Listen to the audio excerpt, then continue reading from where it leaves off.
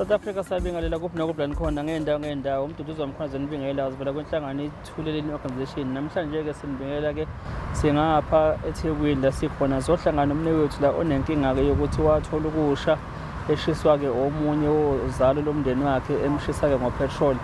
So-ke but ukulungiswa ukuthi-ke ubafa akakutholi, yikho nje ethe akakathi lithweleni acela ukuthi azoshera nathi udaba lwakhe-ke ngesifiso sokuthi-ke uyafisa ukuthi athole ubulungiswa naye ngesigameko esamehlela, nokuthi ukuthi engazi ukuthi isigameko senziwa ubani, uyaziwa umenzi ububi uyena ubafu. So-ke uthi ucela ukuthi azokhuluma nathi kathweleni ngenxa yokuthi-ke ucela ukuthi athole usizo kula noma ubani ongathi ezwe-ke udaba lakhe mhlawumbe afise ukungenelela ukuze mfethu akwazi ukuthola ubulungiswa. Mnewethu kunjani bafu? Ngiyaphila njani mama? Ngiyaphila mfethu. Yeah. Mina ngumduduzi igama ubani wena? Nguphumlani ngwakamlambo, dabuka ngapha eMzindo. eMzindo. Ngephi noMzindo? Emqanqala. Oh bafu. Okay mfethu. Usibhalela kathweleni bafu? Yebo nginibhalele. Uba nani la? Nendaba yokulimala kwami. Unyazwa yini bafu? Ngashiswa omunye wabafowethu. Ebesihlala nabo endaweni then wayesemuva wayebuya ngoba sezongilimaza. Umfowenu wasemndenini? Wako Malone. Ozalweni? Yeah, uzalo la koMalone. Nani xabene mhlambe noma? No, into eyenzeka umfowethu wafika ngo-2017 wakha umjondolo, so umasipala wasudiliza wayesebuya eza kumina futhi weza ngasendlini yami wabona ispace wayesethi ngimcuphise kuleso space. Ngase ngimtshela ukuthi hayi no, le space kunabafowethu abawu2 abangilamayo ngizokwakhela bona la ngemva kweyamini. Uthe sokwathi hayi akulahlekile lutho mangabe ngibekisa mina cause kufana nokuthi umfowethu into yasekhaya, so mebefika bayokwazi sibacuphe nathi. Kusuka wahlala suka wayemuva esebuyele eflatini futhi izinto siziqala ukuba ngcono. Mebuyele eflatini wabe seqashisa ngayindlu, ngabe sengirenta mina futhi ngirentela omunye wabafowethu, ngamrentela almost 6000 imali engayirenta. So uthe suka wayesethi ufuna ukubuya, ngase ngimkhipha kumfowethu ngumakhelo wakhe umjondolo, wasala yena umfowethu indlu yavalwa. Uthe suka wayethatha ukhiye wakhe unika omunye umfowethu, wayehamba isikhathi wayeyidiliza indlu isuka ehamba nje kucacisa akasekho. Ngabe sengivusela-ke umfowethu lengangithe ngizomakhela kuyona, kwase kuba khona ubaba. Leyo nto yenzeka kwakuwimhla 2 September 2024, kwathi kwakuyisonto, kwathi ngoLwesibili kwanobaba khona lapha endaweni ongibuzayo ukuthi ithini iplan yale ndaba yendlu engiyakhile. So ngase ngimtshela lo baba ukuthi no, lapha ngakhele umfowethu lo ongilamayo, kahle kahle nomfowethu lo wayehlala khona wayazi ukuthi ngizokwakhela yena lo mfethu. Wayesethi lo baba hayi lento yena kumele niyilungise, kanti ngesonto mhla ka2 ila esengizolimala khona-ke. Ulimala kanjani bafu? Awustandise nje mhlambe kuze kufike isikhathi sokuthi uthole ubonise usokuvutha umlilo nawe. So ngangilele ngezwa kuqhuma, ngesikhathi kuqhuma mangithi ngiyaphaphama umlilo sokugcwele indlu, bese kukhona u-anti udayisa ngamagwinya nje, uvuka ekuseni ngabo 12 epheka. So wathi mephuma mayebona kuyakhanya igcekela ngoyesememeza abantu, angazi ukuthi uzumekile wena? Ngangizumekile. Ngangizumekile. Noma kuqhuma lokho awuzange uzwe lutho? Ngaphaphamisa uyikona ukuqhuma. Mangithi ngivula amehlo umlilo sokugcwele endlini ngaphakathi uhamba phezulu erufini kanje. Ngazama ukuphuma then ngase ngisho ngapha ngemuva. Ngesikhathi ngithi ngizama ukuphuma kuthayela. Ngase ngibuya ngihlala phansi ngibona ukuthi hayi ayikho enye indlela babezama ukucisha. So wathi makuvuleka isicapha-ke kwayima ngiphuma. Manje uhleli phansi umlilo awukho phansi uvutha phezulu? Phezulu kanje uhamba phezulu okukhombisa angazi like igas ukuthi isho ukuthi ulandela le gas ya petrol. So kwangingasafike-ke esicabheni ukuthi ngikwazi ukuvula ngiphuma. Manje nawe wawusuyinikele emlilweni? Angangasena option. Amawindi kanti le mjondolo aniwakhe ni bafu? Alikho. Hey insizwe yabona umngozi? Hayi kakhulu. Lisondelene kwakucishe nje kwaze kwasha neyamakhelwane. Manje kusiza lokho ukuthi isondelene ngoba futhi mangabe kuvutha wonke umuntu ufuneka asuke uma azocisha ngoba phela uma engacishi kuzospreadeka nakumakhelwane. ya impela kuzobhubha yonke leya ndawo bazama ukunqanda because amanzi ayigcina engasasebenzi uma bethi bayawathela kuvutha kakhulu base bewaxova nodaka lona laze lagcina lusizo ukuthi kukwazi ukuvuleka nesicaba phela esinye isikhathi leso ungaphakathi endlini indlisha ngicabanga ukuthi isikhathi nje ngephakathi kona kwayebo 30 minutes oyibo mfethu uzanye umlilo uvutha because ngangiphuma nje sengiphumile kona ngadlula kona inyama yayiwela ngithi manje ngiyabuza kubafethu ukuthi awunginjani wonke umuntu abaleka athi hayi uzoba right abaleka ish manje forced ukuthi uqonde lona nqwela ngapi angaphuma kulona mfethu ayikho enye indlela engangaphuma kuyona ayisekho nengubo uthi uma ngisingubo mhlambe alikho lo thuba lelo no amabhakede ayengasemnyango lekufutha ngakhona kufikeki khona so ngabe sengiphuma ke ngezwe ukuthi hayi umoya uyashort ngathi ngithi ngiyabacela ukuthi hayi ngicela ningiqedele hayibo walikhipha lelo angalikhipha angibona ukuthi angiyahamba so kodwa-ke angididekanga kakhulu emqondweni kokwenzeka ngoba bayasho nabo ukuthi ngangingaphakathi ngesikhathi ngisha ngagcina ngingasakuzwa ukushisa sengimemeza ngibatshela ukuthi hayi ningabumvusi uma wey'ngane ngoba ngaleso sikhathi yena wayekhulelwe-ke le ngangena mhla 2 esibhedlela then yena wateta mhla 11 wakucaca nje ukuthi umlilo vele uwedwa endle emjondolo ngingedwa okay kwasiza ukuthi ungabikho umuntu omunye onayo so angazi ngathini wakukhuluma negazi because kunoyengane yami enye ebengilala nayo ngalelo langa kwakuyisonto nje kungavumi lutho ngayitshela ukuthi ayihamba ulale noma wakha ngifuna ukulala namuntu sengathi ngingangedwa kanti kuzokwehla lento-ke mfethu even abantu ababememeza ngaphandle babememeza yona ingane ukuthi iphi ingane yabo ayingaphuma-ke ngabatshela ukuthi hayi bengingedwa bakuphuthumisa esibhedlela ngaphuthunyiswa khona la eDington okay wahlala izingane esibhedlela ngahlala inyanga ngakungena mhla 2 September ngaphuma mhla ka-17 October nakhona ngaphuma kungakofanele ukuthi ngiphume okay walithola indaba ukuphuma ngayo so ayingacela because wase kudonseka kanzima nangapha kumoya wey'ngane uthole ukuthi izinto seziyashoda yabo okay bafo umuntu wa-end up egcine eba neyikweletu khona ngisesibhedlela because kwakunengane encane efikile uma wengane uthola nini ukuthi wena ulimele bamvusa ngesikhathi sengiphumile sengiphambi kunesitolo nje lapha sengingasesitolo kwayema ephumela emnyango because ngangibatshela ukuthi bangamvusa ngoba mhlambe wengaphazamiseka njengoba ekhulelwe kanjalo inyama ngizothi yayiwele yabo nje kukhona umfethu engangiyohlangana naye ekhoneni yasuka ebusweni yangishaya nakho ibala liyawela khona yangishisa nakhona lapho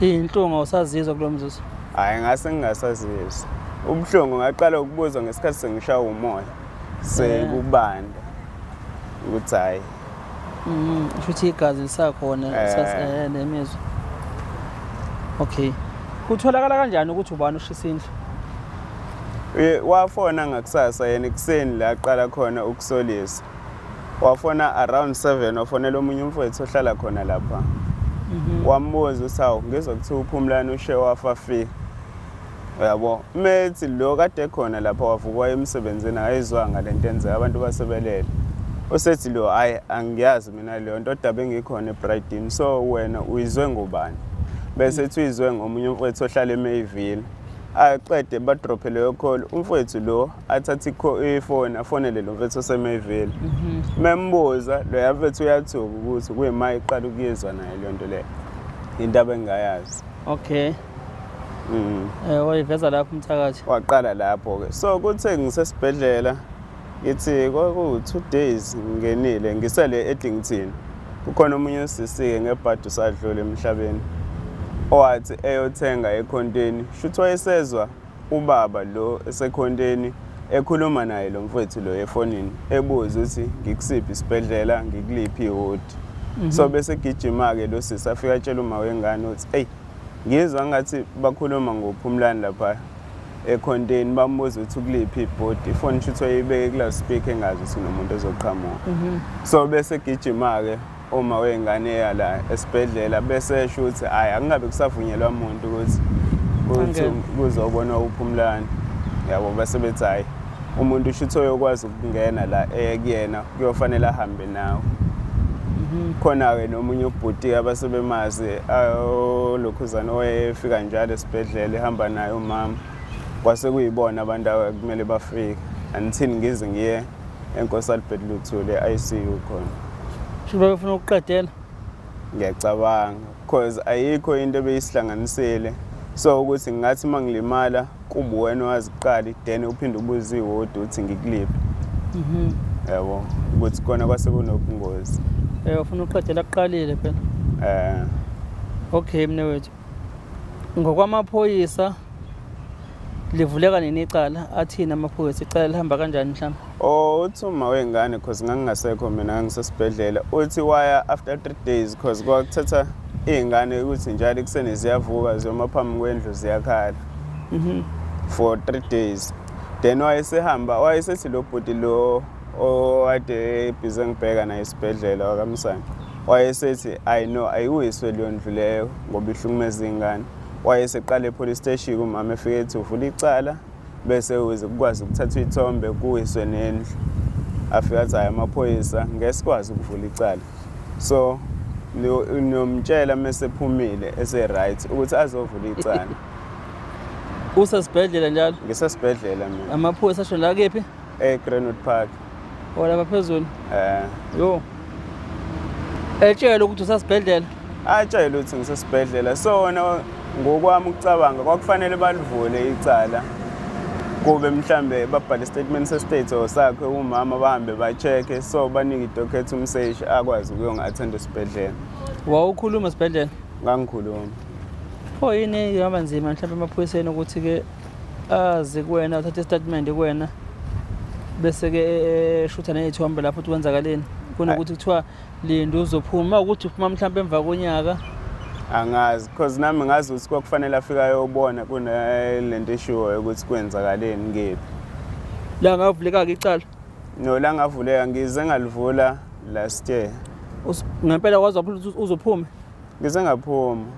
Nakhona ukuphuma kwami vele ngiphume ngisalimele kwafanele ukuthi ngizamele ingane ngithe ngiphuma abafowethu ukuze ngiphume esibhedlela bangitholela imoto engizoyidrive because ngangisho ukuthi hhayi kuNtswembu kufanele ngibe nento engizophuma ngiphande ngayo.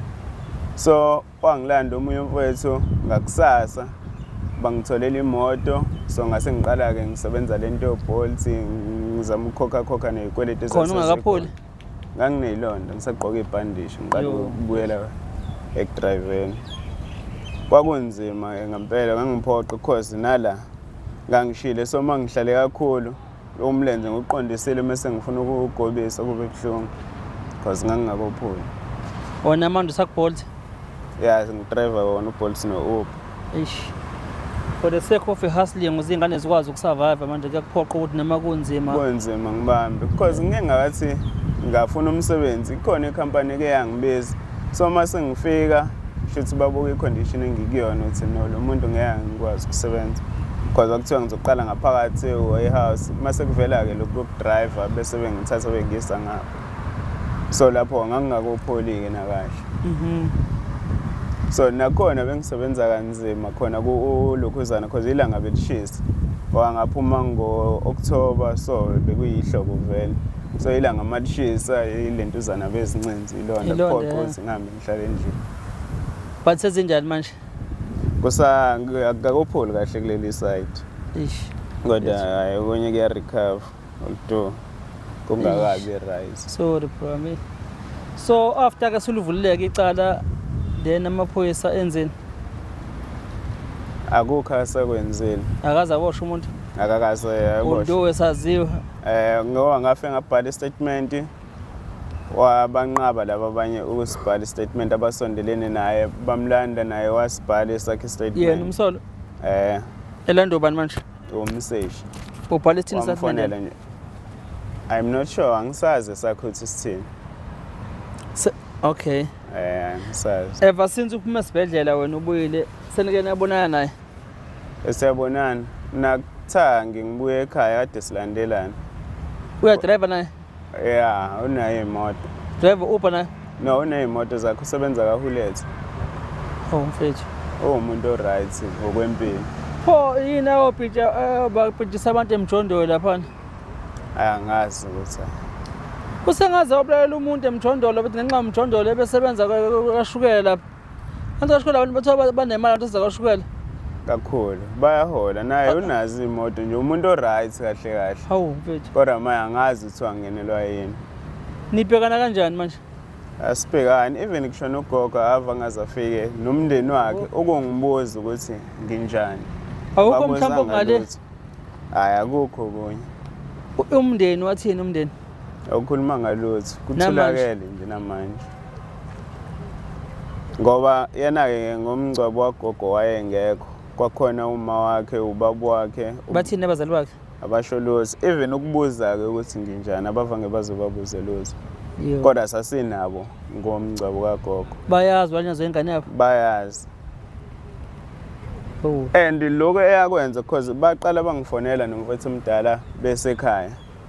Kukhulunywa yona indaba yendlu le ngiyakhila. So athi umfowethu omdala kumele isusa bese ngimtshela mina uthi no ngeke sikwazi ukuyisusa le ndlu le because uyazi umfowethu uthi ngangimtshelile ukuthi ngizokwakhela labafowethu abangilamayo la ngemuva. So into ayaziyo. Ngathi wabe sesongake la kwathi hayi miyekeni shothi uzibone seyindoda ngizomkhombisa. Yebo. Good. The following week ke ilela bese ngishisa ngalo. Hey. Ingane zinjani ke manje uba sikubona kulesimo? Ngathini zisahlukumezekile because ziyake zihlale zingibuza. Ukuthi kube ngafa zazizophila kanjani. Eish. Yabo kona lo sekhulile ke izinto eziningi usehlaniphile because una 8 years manje. So yonke into eyenze isabuye. Yabo lo mncane ke intombazane usanokungixwaya naye.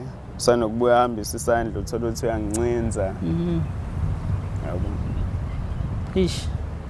Okay mfethu njengoba ke uze kuthina kaThuleleni. Ikuphi ofisa uThuleleni akusiza ngakho? Mina bengifisa ukuthi mhlambe bangitholele abakaThuleleni ukuthi kwenzakalani kulamaphoyisa ukuthi angalivula icala. Nokuthi njengoba ke icala sengilivulile selikuphi because angazi ukuthi kuqhubekakalani. Unayo ikhasi number? Ngicabanga ukuthi ngayithola lapha kumseshi. Akazi nibakusendela? Bayisenda so sengalahlekelwa ifoni. Okay, umseshi wakho ba? uDlangisa wakaDlangisa. Khona eGreenwood Park? Yebo eGreenwood Park. Okay baf. No it's fine. Akasihlele sibone ukuthi lokho so lesinganyukela nakho lapha eGreenwood Park esiyothola ukuthi yabo Qhubeka. Qhubekalani yesebo mhlambi. Ngathokoza kakhulu. Ngaphela ke ufuneka wazi ngecala lakho ne-update and everything we right ukuthi yabo uthola ukuthi kwenzakalani yabo. Ngoba phela mase uvula icala na assistant sisuke sidinga i-assistant kuwena nabantu abawofakazi bakho abangaletha statement and supporting ngithabo evidence ezokwazi ukulekelela yena umseshi. Bese kubonakala lapho uma ukuthi umseshi uyena vele ongasebenzi kapha because phela kukhona kuyenza into njengale ukuthi uhulumeni vele nje ugcina abantu nje yabo. Abangekho dedicated ukuthi ngempela le field abakuyona idinga abasoldier on basebenza ngokweqiniso yabo. Kona kumseshi nabeyimisela impela kade sisaqala because beyihlupha nami uthola ukuthi angibuza ukuthi akukho yini engikutholayo kanjalo kwase kuba khona omunye usisi owayibona imoto ngalezo ikhathi ifikile ipakile lapha ngasegroundini wambona naye ehlenyo kegcekeni ikhona lapha ebusuku so manje ngathi usisi uyasaba naye ukubhala statement ngokusabela impilo yakhe ke nami ke ngizomsona baf yebo sorry precious. Sorry bro no singakulekela kulokho ukuthi kuyotholakala kumseshi yabo ngoba uyayidinga nawe phela i-update ngokuthi icaleni lakho kwenzakalani. Hayi kakhulu. Yes yabo. and i-issue ke le ngoba singaqhubeka i-state ngokwaso but ne-family on its own nayo iyadinga ukuthi ixoxe lento yakho ukuze kukwazi ukuthi kudleke kuyona because ingagcina divide yabo. Ya kahle kahle ngingasho nje ukuthi uqhekeko selube khona. Ngiyabona. Engasho. Nizozala izingane phezulu yabo esazofika. Imndeni ihlakazeka nje nake imndeni. Kakhulu. Sine kwandi inkinga. Yabo, ihlakazeka kanje imndeni, yabo. So kade befikileke laba asondelene nabo bethi hayi kufanele ihlale phansi ilungise. Ngazama nami ukukhuluma nabo uthi hayi mtsheleni ukuthi sihlangane because ngabatshela ukuthi babe u6 ngokuthinteka kwabo besondelene kulesi sikhathi. So ngathi mangiphuma esibhedlela because kwakuthiwa kufanele ngibaleke. So ngathi mangiyibuka leyo ukuthi ngizobaleka phi ngishiya ingane ezincane. So ngathi hayi ngizobuyela khona lapha mangifika ngafika ngabatshela futhi uthi hayi no vele sengizwile ukuthi nini ngiyacela ukuthi nihlangane nonke nize kumina sihlale phansi sikhulume abayiziba ke le kwaze kwafika inyele ekutheni sengikhuluma nomunye umfowethu obexhumana naye because bengingakwazi ukuxhumana naye straight mina bengidlulisa komunye umfowethu yena umfowethu loyo ayatshele yena bese buyisa yena impendulo ayise kuloyo mfowethu wagcina ethe mina nginelungelo lokuthi ngihambe ngiye kubo ngifike ngisho ukuthi wenzeni cela kuhlanganisa umndeni abuye naye mekuthiwa akabuye uyobuya uyokwazi ukuthi akhulume lapho kodwa mina ngikwazi ukuthi ngikhulume naye ngithi ngicela sihlangane nesambe sokhuluma kwabe sekungisinda ke nami ukuthi ngihambe ngiye kubo kuyena ongilimazile okusho ukuthi yena wengaliboni iphutha lakhe into enayenzile ngase ngithi mina no ngizovula icala into elula. Uma uthi babe u6 meaning ababe involved kulesimo sokuthi ushiswe. Yeah. Shuthi wayengayethe ezoshisa indlu. Wayeyedwa efika ukushisa indlu kodwa before ngilale kwafika omunye umfowethu oxhumana naye before ngilale shuthi wayezocheck ukuthi ngisendlini. Khona ngempela wayesehamba wahamba ngisho egcekeni wangabe saba khona wasala wafika ke yena sizongishisa. Into yenzeke nini le? Mhla 2 September 2024. Newethu. Yeah, sebonga nje impilo bra wami yabo ukuthi wakwazile ususindi. Abantu ke mfethu ubesehlala kephi nefika? Uhlala lembili. Ubengasahlala lapho kushisa wona? Bengasahlala lapha. Yikho ke ngithi ke bengifuna ukudela abantu kwesikhathi bayebenze into abayitshela ukuthi bona bacabange baqeda ngokwabo ukuhlakanipha ngithi yabo. Yeah.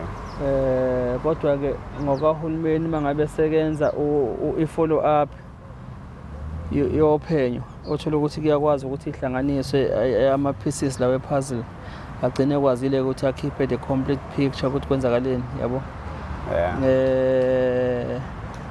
Abantu ke sebakhohlwa ukuthi isikhathini samanje kukhona ngisho ama cellphone la esiwaphathayo.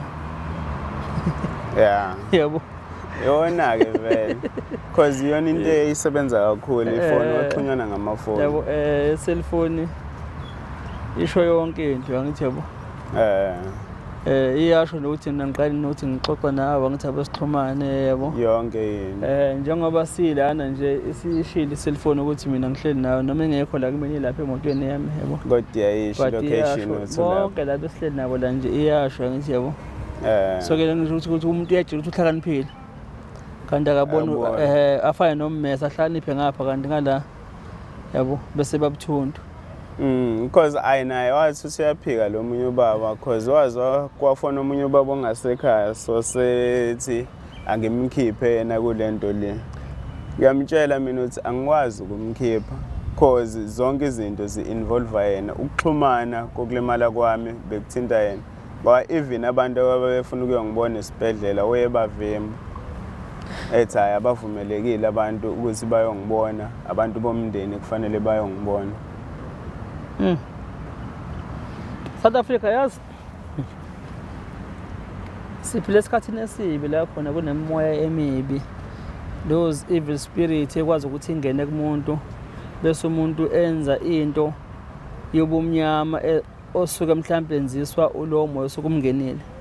But-ke nakho la ngiyakhona, uma wena ese-influencer ngosathane uphinde influence nomunye nibe yi-group, aniboni ukuthi nani ezeni impilo nemphefumulo eniyinikela entweni embi. Ake sithathe ngokuthi kuBafo lokho akusho kuyikhona ngempela kuyiqiniso. As a group of 6 yabantu othi abathinteka kulento. Seningabulala umuntu nimlela umjondolo. Yabona. Nakhona lo mjondolo wakhiwe yimina for free, angitshotshanga imali. Yonke into yenziwe yimina, even ukubutha amaplango ayebuthwe yimina. Yena into ayithenga wathenga amabhota u4 nothayela. So konke lo kunye kwakuyimina. Yini lo muntu asuke enibambe ngayo? Because lo mjondolo ngeke nihlale nonke kona, ngisho kuthiwa niyawulentisaka nihlale khona. Nizokuthola malini ngalo mjondolo nonke no6? Yabona manje sekwenzeka yangenzeka intando yenu neyosathane wasinda uBafo yabo. But even namanje manje ngathi mhlambe khona nifuna ukwenza nithi niyamsusa uBafo. Nansi record yakhe isikhona. Nathi nabaswala nesibheka khona epolice station siyodeposit imetha yakhe sithole kwenzakalana ngithabo. Therefore uma behluleka lapha ngine right ephelele ukuthi ngiyithathe ngilethe la office likaMkhonasi ukuthi handlishwe khona yabo. Because asizi ukuthi phela nje becela usizo bese siyavimba thina. Sizwa lapha isimusa khona eminyango investment komnyango ngena ke la uchaza udaba lwakho bazokulekelela la yabo. But ke le investigation mangabe iwudonsa ucarpet nawe wawu-involve lo carpet uyoshaya phansi ngesiphundu. Ibhlungu ke into yokubhayiza nokubhazisana kwabantu abangalazi ijele yabo kakhulu nabangabazi nobugebengu. Because njengamanje if ukuthi benisebenza nani ingane nizidependele kunina nihlala khona emjondolo lapha nesquatter camp lapha nihlala khona yabo, ngomuntu osebenza kahle yabo. Osebenza kahle. Uma kuthiwa ngempela investigation iyenzeka inropa ini niyaboshwa, uma nicabanga lo muntu enanimsiza uma ukuthi nani involve uzokwazi nokuthi anikhokhela abameli nini, uzokwazi nokuthi anikhiphele imali yebill uma ningakwazi ukukhipha imali yebill. Uma ukuthi icala ligcina mhlawumbe liyanigweba nonke, ama-families azoqhubeka nakwazi ukuthi anisupport ejele kwezivili laphana. Yena uright phela uyasebenza yena financial uright mhlawumbe nefamily yakhe ngithabo ebona ukuthi bamsupport ejele yabo. Nina mhlawumbe nithengele ibhodlela likagoloko, leyo bhodlela likagoloko namhlanje alisekho. Angazi uma ukuthi yabo ngiyazama nje ukuveza ukubhalisana ko-17 mangabe ukuthi bahlakaniphile bese bengene weni bonke uhulu kudla ngithabo ukuthi esikhathini samanje umthetho usebenza ngendlela engafani yakudala yabo. Ijule kakhulu futhi nginalo nami ithemba mase ngifikele ekhaya ukuthi umehluko ngempela. Cha thina okwethu mfethu bangisho ngithi watholeni ngithebo asidinte lo mthetho sinaphatha ukuthi siyazi ama-right omuntu nokuthi imaphi eminyango esifuna simshayele kona umuntu. Uma sifisa nqonqoza thina basizabingelela bavuma utholeni sofikile ngithebo asize ngani cha lethi nodaba sicela ukuthi nisize kulona la athende nangumfethu okhala ofika kuthina sikushiye kubona kuqinisa siphuma sidle siqhubeke thina ngithebo. That's why nami ngisho ukuthi ithemba nginalo mangifikele ekhaya because sengibonile abantu besizakala yabo. But ke mangavela ithuba lokuthi ifamily ihlani phansi leni ikhulume, because njengoba ngisho mina make ngaqala ngayihlokoloza izovuka imambe ishaya umuntu. Ikona okubalekile. Imamba nje izovuka ishaya umuntu yabo. Because mangibuka mina ngokwami ngingazi ngoba ngisenayo umzali ukuthi yena uyibuka kanjani. Asikho isidingo sokuthi basa ngathi asihlale phansi after 2 years. Ngoba sekudlula isikhathi eside kabi. Sonke shuthi le gap bazoqala ukuyibona ngwanako sekune step engisithathayo. Kwaze kabuhlungu Bafo yabo. Ayenzeni. Yabo kubuhlungu nje mfethu abantu bayebenza bangisho bayebenza izinto abantu abayibhedayo. Ngoyitshela ukuthi mabebona bona lawo mathushi ekhanyise lo mhlaba abahamba kona bese betshetshe wonke umhlaba unjengoba uprojectwe ama-light la ababonayo. Bengazi ukuthi surrounding abo umhlaba uphenduka kanjani, because umthetho uzobaphendukela kulento. If ukuthi ngempela bakwenzeka umthetho uzobaphendukela. kuyoba buhlungu kakhulu. yabo. But-ke kuwena and I'm hoping ukuthi-ke mhlampe nani as a family, if ukuthi kusangenzeka, you will sit down and have amicable solution, angithi yabo, ezoba peacefully, nikwazi ukuthi as a family, ngoba umndeni egcine uyadingana ukuya phambili. But owenza ukubi akusho ukuthi akangashiyezi. Umthetho must take its course, angithi yabo. Yeah. Because umuntu njengalo wisilwane yabo, usangakwazi ukuqhubeka aphinde ashise omunye umuntu yabo. Asithi kuthiwa kwakhona ingane mhlambe lapha ngabe sikhulumana namhlanje. Ayingeke safaya. Angithi yabo. Ayingeke. Ngabe sikhuluma okunye namhlanje, angithi yabo. So ngeke sivikele sithi ngesikusho kuwena sizovikela umuntu owenza into wrong. But esadini lomndeni naba abazali bakhe, uma ukuthi ingqondo banayo badala ngempela bayabazali, ngaphandle-ke nabo uma ukuthi banomoya vele obhedayo, bakhulisa ingane yabo ngendlela ebhedayo, bekwazi ukuthi bayivuna, angithi yabo. Ngoba nothi ukuthi akaze kufika ukuthi ingane yabo nje owalimala, ingane yabo iyathindeka igama layo. No, kodwa yonke into abenza because besiphila naye beqala i-report kubo. Engazi-ke noma lokhu ukuthi angilimaze wakureport. Not ey'ntweni ey'ningi abezenza bekusho ukuthi hayi sekuwukuthi ngomjondolo sengaze kufa umuntu ngomjondolo. Akube ngempela i-Albert eyingekho. Hayi. Cha, siyabonga mfethu, siphelile esikhulu lesiyana mfethu. Asikhona. Sisimele simngaso kwaZulu. Asikhona. Uhulumeni laphana hayi laphana. Ila ayishaya khona amaphiko kwasesibhedlela. Kakhulu yabo nje ilentuzana because ngangidla ngepipe kule nsuku ngisanda kungena. Owuzwa nje kushiwo kuthiwa even ukudla lokho kufakwa lapha indlela ekukhosta ngayo. Engikholelwa ukuthi ikona-ke okwabamba nomoya. Because umlomo nje indlela oshe ngayo ngeke ngikwazi ukuthi ngidle. Siyabonga nje Department of Health KZN, siyabonga. Ku-HOD siyabonga ne-management yonke yaseNkosi Chief Albert Thuli, siyabonga. Nesibhedlela wangena kusona mfethu, wangena bedding thina, angithi yabo, siyabonga. Yabo. Yes, uma kwenziwe kahle kufuneka sibonge bafethu yabo, uhulumeni wazi ukuthi asave impilo kamfethu yabo. But on the other side sibheka amaphoyisa ukuthi nawo-ke alekele. Yes yabo, ibhola likuwona njengamanje, asibone ukuthi bona enze nje baligenda kahle yini yabo. Yilokho nje, cha mfethu.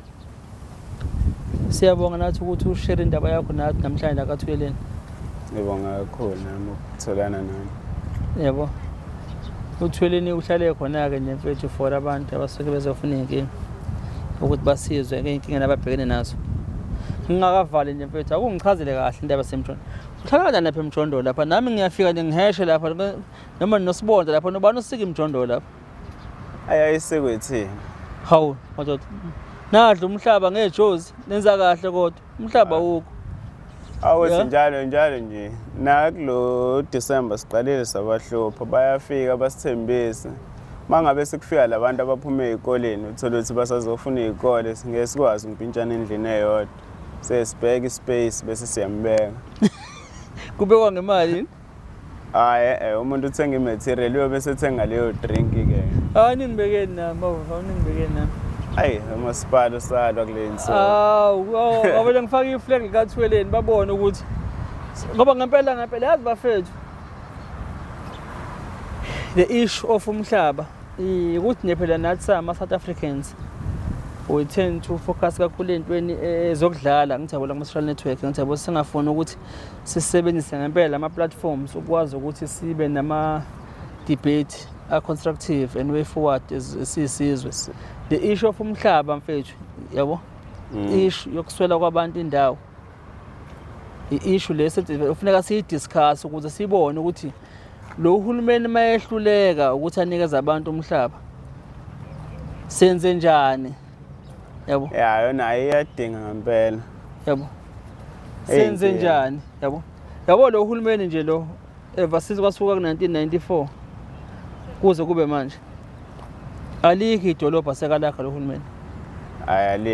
Alikho idolobha kodwa inyano nyaka abantu bayakhula eThekwini. Alikho idolobha aseke walakha, futhi alikho idolobha yolakha elisha nethona idolobha elakhiwe uhulumeni wentando yabantu. And uhlelo kulungisa lawo esinawo ke. iThekwini libolile. Yabona nje. Yabona basikhuluma nje manje kunomuntu oseThekwini kumanje usuke emakhaya uzofuna umsebenzi eThekwini.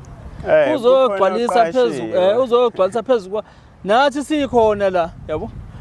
Khona oseThekwini obheke eGoli yabo. Njengoba iGoli lincane lilingaka nje ngithi yabo.